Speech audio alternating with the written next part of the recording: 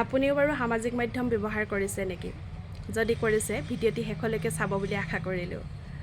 আপুনি বাৰু লক্ষ্য কৰিছেনে আপোনাৰ একাউণ্টত যেতিয়া আপুনি এটা পোষ্ট প্ৰেৰণ কৰে, ফেচবুকেই হওক বা ইউটিউবেই হওক বা অন্য কোনো সামাজিক মাধ্যমৰ একাউণ্টত, তেতিয়া তাত 10-12টা লাইক, 10-12টা কমেণ্ট, 100-150 ভিউজৰ বাহিৰে অন্য বেলেগ ধৰণৰ আপুনি একো আশাই কৰিব নোৱাৰে।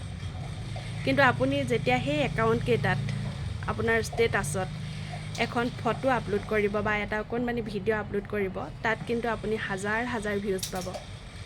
ইয়াৰ অৰ্থ এইটোৱে যে কিছুমান মানুহে আপোনাক অচিনাকি যেন জ্ঞান কৰিলেও বা আপোনাক গুৰুত্ব নিদিয়া যেন দেখুৱালেও কিন্তু মনে মনে তেওঁলোকে আপুনি কি কৰিছে, আপুনি ক'লৈ গৈছে, আপুনি কি খাইছে, আপুনি কি পিন্ধিছে, এনেকুৱা ধৰণৰ প্ৰত্যেকটো খবৰে আপুনি গম নোপোৱাকৈ ৰাখিবলৈ চেষ্টা কৰি আছে।